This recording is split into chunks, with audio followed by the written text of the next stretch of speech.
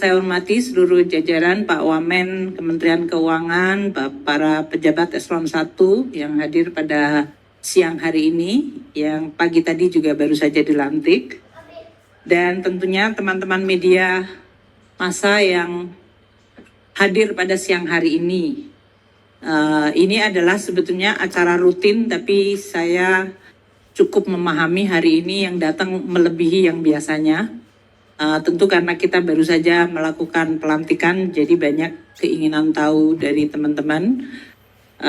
Kita akan melakukan acara bulanan kita, yaitu memberikan update mengenai kondisi APBN dan juga perekonomian Indonesia. Cepat, silakan Pak Sua untuk mulai sisi belanjanya. Baik, makasih Bu Menteri, teman-teman media semua. Bagian terakhir, slide terakhir dari belanja ini adalah update berikutnya terhadap penyaluran langsung tunjangan guru ASN daerah. Ini sudah kita sampaikan dalam beberapa kali preskon APBN kita. Kita lihat bahwa kalau dulu sebelumnya tunjangan guru ASN daerah ini disalurkan melalui rekening APBD, sekarang mulai bulan Maret 2025 dilakukan penyaluran langsung dari kas negara di pusat kepada rekening masing-masing individual guru. Dan untuk alokasi tunjangan profesi guru tahun 2025 ini 66,92 triliun akan diterima oleh 1.522.000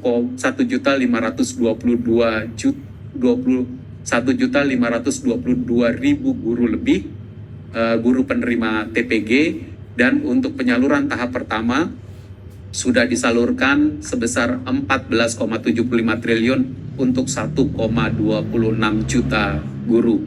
Sisanya sekitar 261.000 guru lagi akan kita selesaikan pada bulan ini. Dan dengan dia sudah selesai, maka nanti penyaluran tahap keduanya, yaitu pada bulan mulai di triwulan kedua, akan bisa dilakukan dengan lebih cepat. Penyaluran tahap 2 sampai dengan tahap 4, dengan kita telah memiliki rekening guru, nama guru, rekeningnya masing-masing, maka penyaluran di mulai triwulan 2 nanti, penyaluran tahap 2-nya akan bisa dilakukan dengan jauh lebih cepat lagi. Dan kita sudah mulai menerima beberapa testimoni dari ibu bapak guru kita yang ada di seluruh daerah yang berterima kasih karena sekarang penyaluran tunjangan profesi guru untuk ASN daerah ini langsung masuk ke rekening masing-masing, akurat, cepat, akuntabel, transparan, dan tentu meningkatkan kesejahteraan guru kita, menjamin supaya mereka bisa bekerja dengan baik, dengan ketenangan yang tinggi bahwa tunjangannya akan disalurkan tepat waktu, tepat jumlah, dan juga terukur. Slide berikutnya, kita juga terus memantau beberapa realisasi program prioritas di bidang pendidikan. Mungkin dari waktu ke waktu akan kami update. Di sini kita update tentang sekolah unggulan, anggaran sebesar 2 triliun rupiah untuk pembangunan 4 SMA unggul Garuda. Dan saat ini juga kita akan mengembangkan dana abadi SMA unggul tersebut. Dan tahap yang sudah terjadi adalah tahap awal konstruksi berupa groundbreaking. Sekolah rakyat juga sudah mulai kita anggarkan di tahap pertama untuk melakukan renovasi di 65 lokasi, dianggarkan 396 miliar rupiah, sudah mulai berjalan, dan dengan harapan akan mulai menerima siswa pada tahun ajaran baru. 5.000 siswa lebih. Kontrak untuk renovasi ini sudah dijalankan. Ini adalah renovasi bangunan sentra rehabilitasi sosial, Balai Diklat Kementerian Sosial, dan juga beberapa dari pemerintah daerah. Tahap kedua nanti akan ditaruh di sekitar 85 lokasi, yang mungkin 45 lokasinya mulai dibangun di tahun 2025, dan 40 lokasi akan mulai dibangun di 2026, anggarannya nanti akan menyesuaikan. Revitalisasi sekolah juga adalah program unggulan di bidang pendidikan. Ada yang dilaksanakan oleh Kementerian Dikdasmen sebesar hampir 17 triliun rupiah untuk 10.440 satuan pendidikan baik negeri maupun swasta.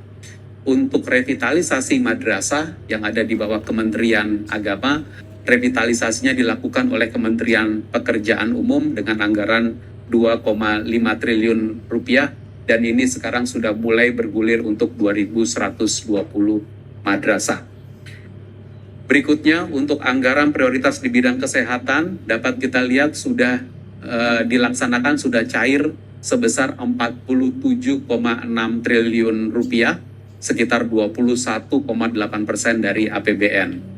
Ada yang melalui belanja pemerintah pusat 32,7 triliun dan ada yang melalui transfer ke daerah 14,9 triliun. Untuk pemanfaatan berbagai macam pemanfaatannya 47,6 triliun rupiah ini sebenarnya untuk segala macam kegiatan kesehatan.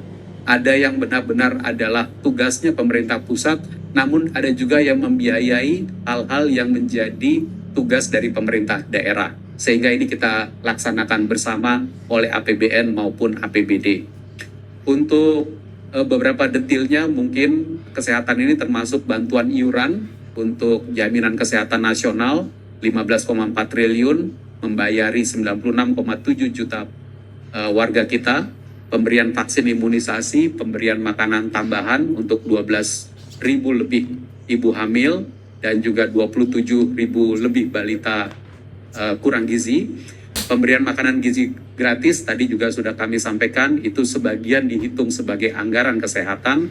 Jaminan kesehatan untuk ASN, TNI, Polri, penerima pensiun dan juga veteran, dan juga yang melalui DAU bidang kesehatan serta bantuan operasional kesehatan sebesar 9,9 triliun rupiah untuk 10.161 puskesmas. Beberapa waktu yang lalu kita terus mengupdate program pemeriksaan kesehatan gratis PKG.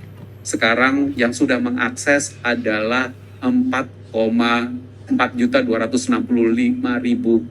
pendaftar lebih. Kalau kita lihat, karena ini dimulai dilakukan pada bulan Februari, kita lihat terjadi peningkatan terus dari sejak bulan Februari, Maret, April, jumlah peserta PKG yang ada di grafik di sebelah kanan atas itu. Dan tentu kita harapkan ini pemeriksaan kesehatan gratis akan terus digunakan oleh seluruh masyarakat Indonesia.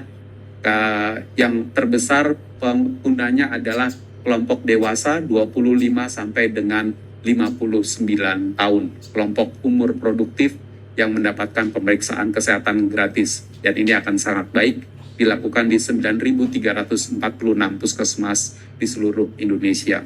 Berikutnya, kami akan menyampaikan realisasi transfer ke daerah. Sampai dengan akhir April telah ditransfer sebesar 259,4 triliun rupiah dari APBN ke APBD, dan ini adalah 28,2% dari total pagu APBN untuk transfer. Dan TKD yang kita salurkan ini disalurkan untuk melakukan membiayai layanan publik seperti sekolah, puskesmas, melalui DAK non-fisik, bantuan operasional sekolah dan juga bantuan operasional kesehatan, serta untuk penyelenggaraan pemerintahan daerah melalui dana alokasi umum. Jenis-jenis transfer ke daerah bisa dilihat di sebelah kanan. Yang kuning itu adalah 2024, yang hijau adalah 2025. Kita lihat mayoritas dari seluruh transfer ke daerah di bulan April 2025 lebih tinggi dibandingkan di bulan April 2024. DAU 153,3 triliun lebih tinggi dibandingkan tahun lalu. DAK non-fisik 44,5 triliun juga lebih tinggi dari tahun lalu, dan beberapa yang lain. Bisa lebih tinggi seperti ini karena peningkatan kinerja daerah dalam pemenuhan syarat salur transfer ke daerah. Jadi ini bagus. Sementara untuk realisasi DBH terlihat sedikit lebih rendah karena ada perubahan skema penyaluran yang lebih disesuaikan dengan tren belanja APBD dan juga simpanan pemerintah daerah di bank. Sebagian dana TKD belum ada realisasi karena belum terpenuhinya persyaratan penyaluran atau belum masuk ke dalam jadwal penyaluran. Karena itu Kementerian Keuangan akan terus bekerja dengan seluruh Pemda untuk menjalankan penyaluran dana transfer ke daerah ini.